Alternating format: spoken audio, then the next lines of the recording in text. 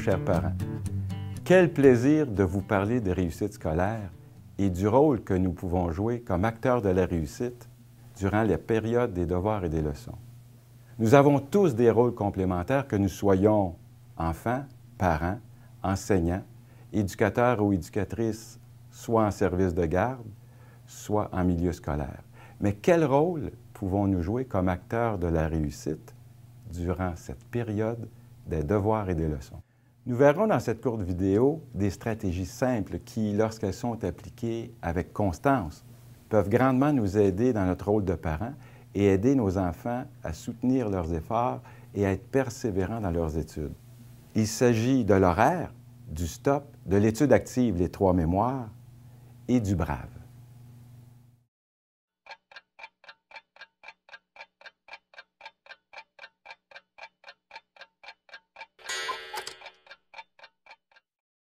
Pour nous adultes, la notion de temps est bien acquise.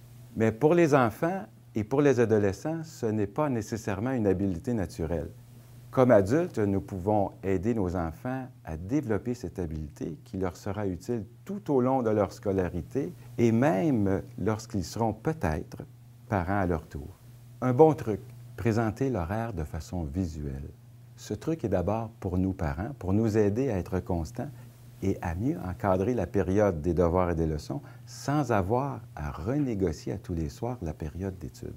Pour nos enfants, c'est un outil qui comporte plusieurs avantages. Développer des routines, préparer à l'avance l'étude pour les tests ou les examens et remettre ses travaux à temps. Si votre enfant possède un agenda, ça devient un outil complémentaire à l'horaire pour vérifier avec lui ce qu'il a à faire. Construire un horaire ne demande que quelques minutes et il est important qu'il soit affiché bien en vue. On inscrit les heures d'école dans la première rangée et on écrit les temps d'études, des devoirs et des leçons pour ensuite inciter notre enfant à suivre cet horaire.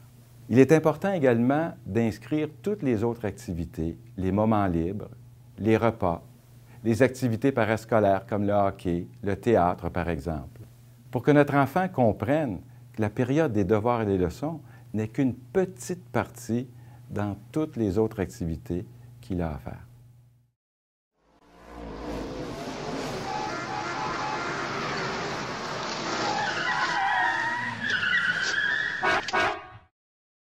Certains enfants veulent aller vite pour faire leurs devoirs ou ils partent facilement dans la lune. Le crayon devient une fusée, la gomme à effacer devient une auto. Le stop devient alors un moyen pour apprendre à freiner et à mieux se concentrer. Il est tout à fait normal de partir dans la lune lorsqu'on étudie, car étudier est une activité qui demande beaucoup d'efforts.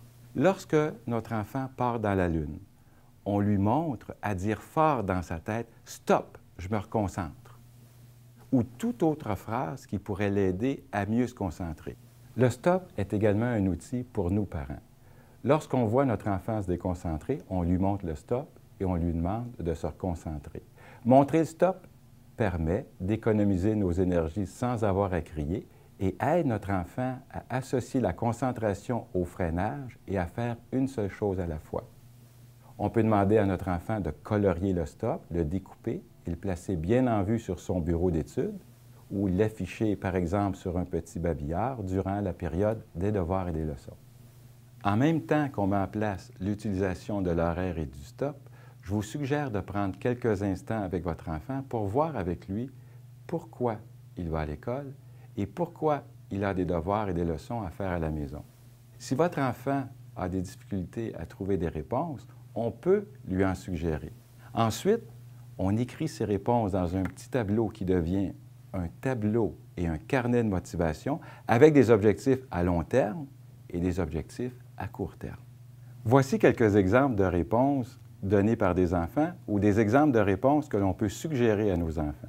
Je vais à l'école pour apprendre, pour plus tard devenir une femme d'affaires, une scientifique, un artiste, pour plus tard construire des maisons, apprendre à réparer des automobiles, pour devenir une meilleure personne, aller au bout de mes talents. Je vais à l'école pour me faire des amis, pour faire des activités. Je fais mes devoirs et mes leçons pour améliorer ma lecture, mon écriture, pour améliorer mes notes et être capable de passer mon année. Finalement, on écrit ces réponses sur un carton que l'on plie en deux pour y inscrire une phrase de motivation qui peut être sous toutes ses formes. Par exemple, « Je suis tenace, j'ai le droit de réussir, je suis capable, je ne lâche pas ». On dépose ensuite ce petit carton bien en vue sur le bureau de notre enfant.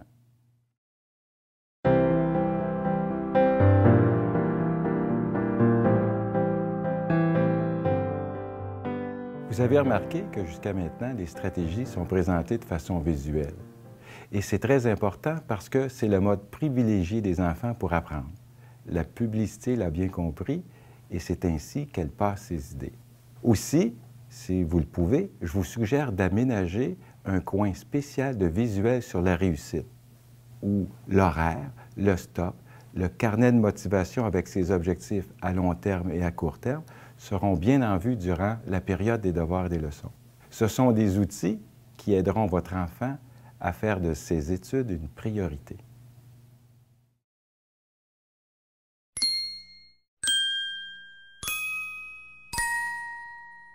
Étudier demande un effort de volonté. Une autre façon d'aider à soutenir cet effort est l'étude active, qu'on peut appeler aussi l'étude en action, les 3 mémoires. L'étude en action est là pour aider les enfants à mieux se concentrer lorsqu'ils ont à apprendre des notions dont ils se serviront toute leur vie. Par exemple, les tables d'addition de soustraction, les mots de vocabulaire, les conjugaisons, pour les plus vieux, des formules mathématiques. Tout ce qu'on doit apprendre sur le bout des doigts plus que sur le bout de la langue. Au début, il est possible que cette méthode demande plus de patience à vos enfants. Il est même possible qu'ils ne vous disent pas tout de suite merci. Mais en étant persévérants, ils verront des résultats dont ils seront fiers. Pour étudier activement, on explique à notre enfant qu'on doit toujours utiliser dans le même ordre les 3 mémoires. La mémoire des yeux, la mémoire visuelle, la mémoire des oreilles, mémoire auditive, et la mémoire du bout des doigts, la mémoire graphesthésique. Comment étudier activement? On explique à notre enfant, en premier, on doit lire le mot attentivement. Lavabo. En deuxième, répéter le mot à haute voix, en syllabes, et l'épeler toujours à haute voix. La, L-A, va, V-A, bo, B-O, la, va, bo. En troisième, cacher le mot, l'écrire et comparer ensuite le mot qu'on a écrit avec la réponse. En comparant ce qu'on a écrit avec la réponse, si on s'aperçoit qu'il y a une erreur, tout simplement, on barre ce qu'on a écrit et on refait nos 3 mémoires toujours dans le même ordre. Mémoire des yeux, mémoire des oreilles, mémoire des mains. En ayant pris soin, bien sûr, d'avoir caché la réponse pour réactiver les 2 premières mémoires. Pour ensuite comparer à nouveau ce qu'on a écrit avec la réponse. S'il y a encore une erreur, tout simplement, on recopie la réponse, on peut l'entourer ou surligner pour se rappeler que ce mot-là est plus difficile afin de l'étudier le lendemain, d'où l'importance de l'horaire. Il est tout à fait normal qu'un enfant ait étudié plusieurs soirs de suite certaines notions avant de s'en souvenir pour toute sa vie. D'ailleurs, si je vous demande de nommer la mémoire du bout des doigts que j'ai nommée précédemment, est-ce que vous vous en souvenez? C'était la mémoire graphesthésique. Il est possible que certains d'entre vous ayez renommé le bon nom de cette mémoire. Et en même temps, il est tout à fait normal que vous l'ayez oublié parce que certaines notions doivent être étudiées plusieurs fois avant de s'en souvenir à long terme.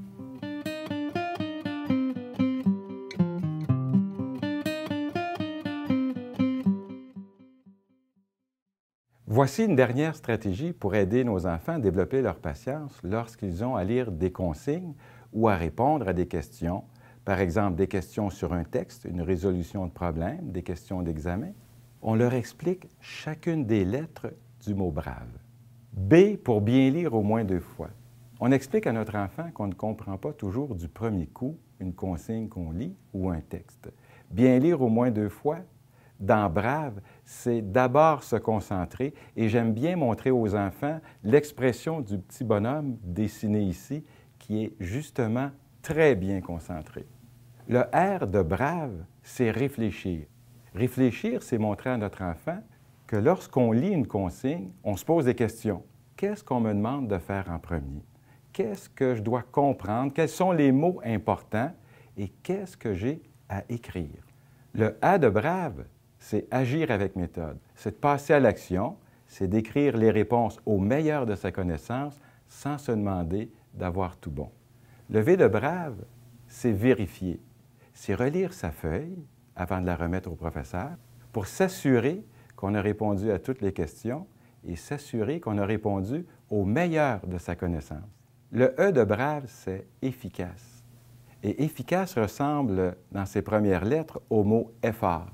Être efficace, ce n'est pas avoir tout bon. Être efficace, c'est faire des efforts. Et faire des efforts, c'est être brave dans ses études.